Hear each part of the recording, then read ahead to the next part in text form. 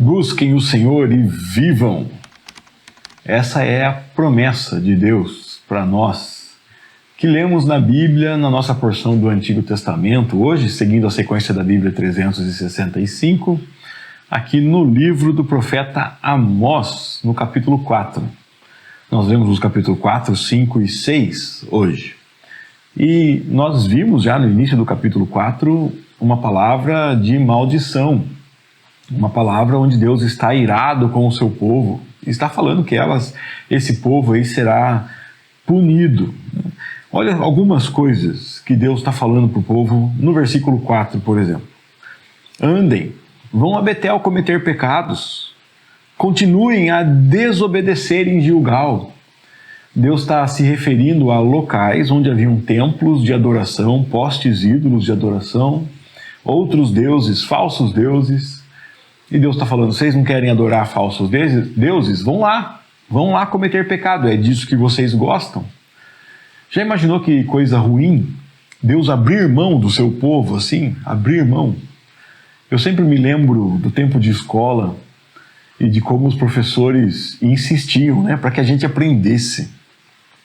Aquela insistência do professor, cobrança, voltar à matéria, exigir que você estude, cobrar nota.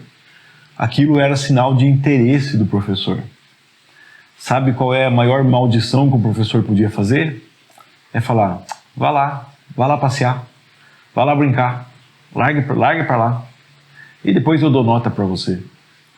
Isso seria um abandono da nossa vida, um abandono do nosso ser. E nós gostaríamos, certamente, eu amaria se o professor fizesse isso na minha infância, E é o que Deus está falando aqui. Vocês não querem andar longe de mim? Vão lá. Mas tem mais coisas ruins que Deus fala aqui.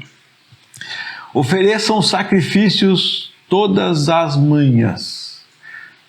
O povo de Deus tinha um ritual e uma data, um calendário para sacrifício. Mas Deus falou, não, ofereça sacrifício todo dia.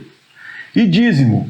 O dízimo também nós sabemos que ele é uma coisa que acontece, por exemplo, quando faz a colheita, dá o dízimo da colheita, dá o dízimo do rebanho, dá o dízimo do que o povo recebe. Não é uma coisa de todo dia.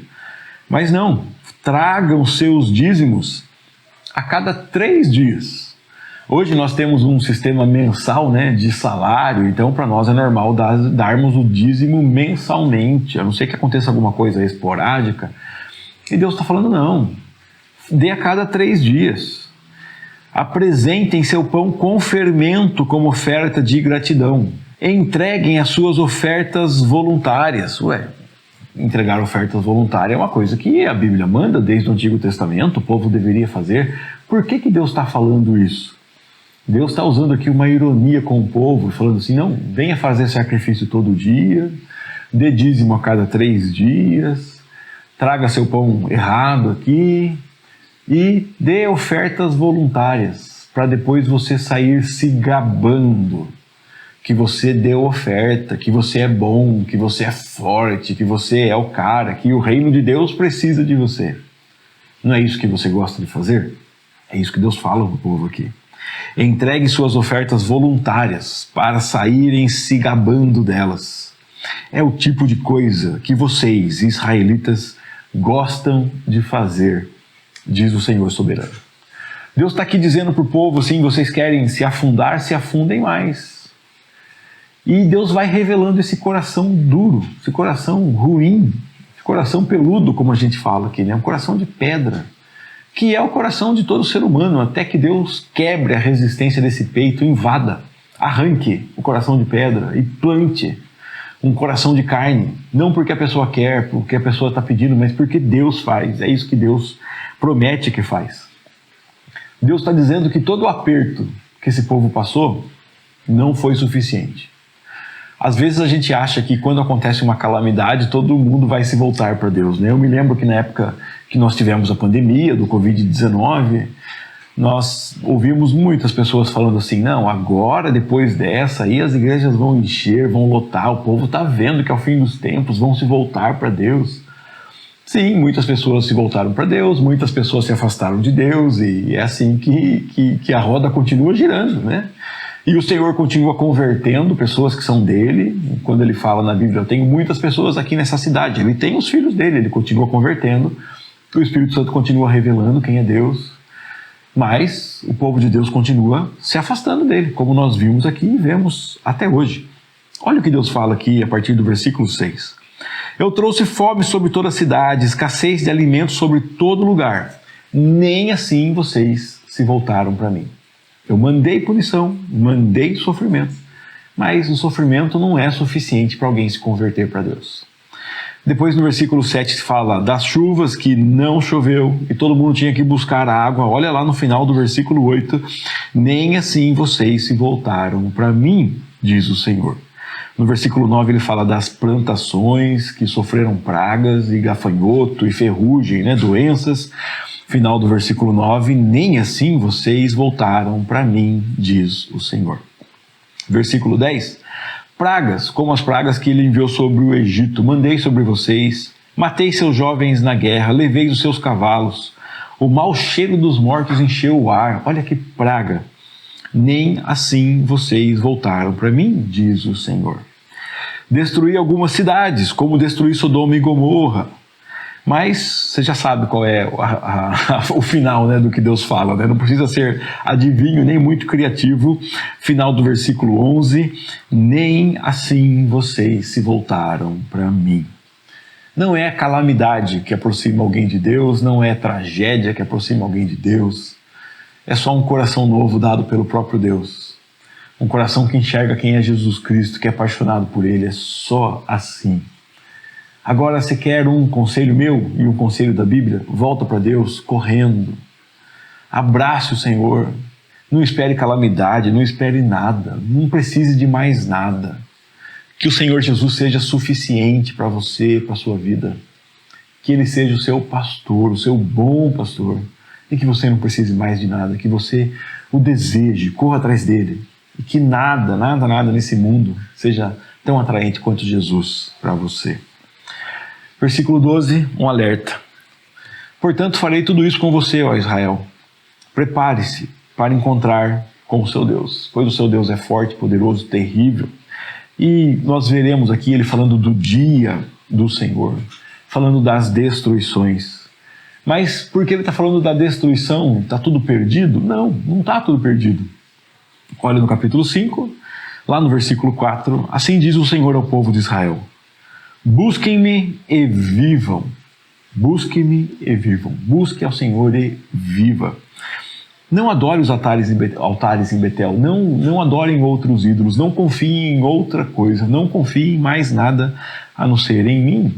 E você vai ver de novo no versículo 6. Busquem o Senhor e vivam. Do contrário, serão destruídos. Do contrário, ele passará por Israel como um fogo e a destruirá por completo. Busque ao Senhor e vivam. Mas o texto vai revelando que o pecado do povo o mantém longe de Deus e o povo tem prazer no pecado. O problema do prazer no pecado é que começa a odiar o que é santo. Olha o que diz no versículo 10. Como vocês odeiam juízes honestos. Como detestam os que dizem a verdade. Oprimem os pobres. Roubam o seu trigo com impostos injustos. Por isso, e aí vem maldições. Mesmo que construa casas, não descansarão nelas, sofrerão maldições. O grande perigo demonstrado aqui de se acostumar com o pecado é justamente que você começa a odiar o que é santo. E vai demonstrar esse amor, esse afastamento pelas pessoas que fazem o que é certo, que ele está dizendo aqui, odeiam juízes honestos. Detestam os que dizem a verdade. E, inevitavelmente, você vai também se afastar de Deus, porque Deus é um juiz honesto, Deus é um ser que é a verdade. Jesus diz que Ele é o caminho, Ele é a verdade, Ele é a vida.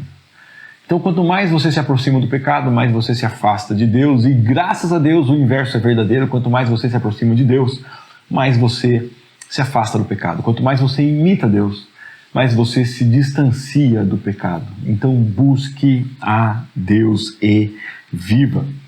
Depois de falar aqui desse povo que continua fazendo o que é mal, que odeia os que falam a verdade, odeiam os juízes honestos, Deus dá para nós um caminho de vida.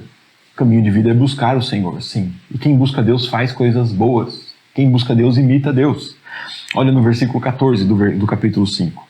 Façam o bem e fujam do mal, para que tenham vida.